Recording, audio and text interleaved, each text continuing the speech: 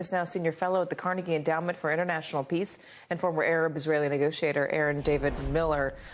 What do you think the impact of these strikes is going to be more broadly? I don't think we're on the cusp of a regional war, Katie, and thanks for having me. I think we have to be very clear what a regional war means. It means a major escalation between Israel and Hezbollah, in which scores of thousands of high-trajectory weapons are launched against Israeli civilian and military targets, and the Israelis either preempt or respond with a massive ground, sea, and air campaign. That's to be followed by pro-Iranian strikes against American forces in Iraq and Syria, escalation with the Houthis, and probably, to make it a real regional war, you'd see an Israeli and/or American strike against Iranian assets. We're not there yet. Hopefully we won't get there. Are we on our way there? I don't think so. I still believe that Tehran looks to the Houthis. It gives them range. It gives them reach. It gives them some measure of plausible deniability. It creates problems for the Americans. You see the regional reaction. Almost every Arab state, Bahrain was mentioned as a contributor, intelligence, or political support. There have been protests on the streets of Manama over the last 24 hours. So this gets the Iranians quite a lot for very little. It's a problem, though, Katie, without a solution, because the Houthis at some point, I think your reporter got it right, they took a big hit. This was not a symbolic strike. It really was designed to degrade capacity, to lessen the Houthis' capabilities to use UAVs, short-range ballistic missiles, drones, to strike shipping. But you either believe in freedom of navigation or you don't. And if you do, then you got to do stuff. And the stuff necessarily won't solve the problem. These are all proxy wars for Iran. Iran's backing the Houthis, they're backing Hezbollah, they're backing Hamas.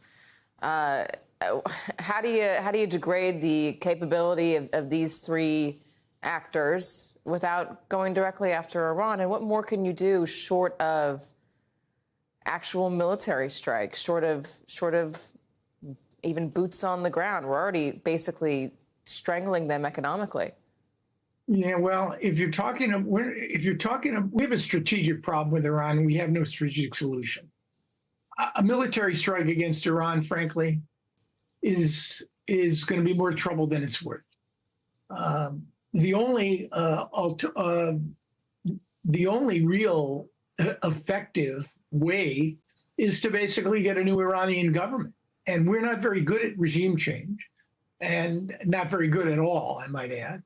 And even if there were a change in regime, it may be a harder line regime controlled by the Iranian Revolutionary Guard and the security services, not by the mullahs. So I think this, again, it's a strategic problem without a strategic solution. I only point out this is the fourth month of this war, and you still have not seen what people fear the most, which is a real regional war, which is going to spike oil prices and lead to plunging financial markets and involve the United States in significant military activity. I'm sure we don't want that. Yeah, I'm sure there are people out there looking and thinking, why is the U.S. involved at all in the Middle East? Can't we just pull out entirely? Because our actions there don't make us popular on the Arab street. They might, be working in concert with Middle East leaders, but there's a tension there.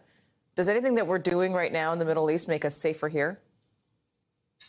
No, in fact, I think it's just the opposite. When Christopher Wray talks about all red lights blinking in the wake of the Israel-Hamas war, he worries more about indigenous elements here, and not, by the way, just from jihadi groups. The major threat to America right now is a threat from extreme right-wing nationalism and its enablers. That's the real key. As far as our interest in the Middle East, I think we have three. Avoid a galactic counter, another galactic strike here at home, a la 9/11. Preserving access to Arab hydrocarbons at fair and reasonable prices. We may have freed ourselves of Arab hydrocarbons, but the rest of the world hasn't. And finally, preventing the emergence of a regional hegemon with a nuclear weapon. Those are our three core interests that affect American security and prosperity. There are a lot of others, including what's going on between the Israelis and Palestinians, which we have a significant stake in trying to diffuse, de-escalate, and perhaps maybe at some point down the road, create a better pathway, help to create a better pathway for Israelis and Palestinians. But you know that song by the Eagles, Hotel California? You can check out, but you can never leave. That's the problem here. Yeah. The Middle East keeps drawing us back in, and it's not a happy region. And it's usually a place, frankly, Katie, where American ideas have gone to die rather than to prosper.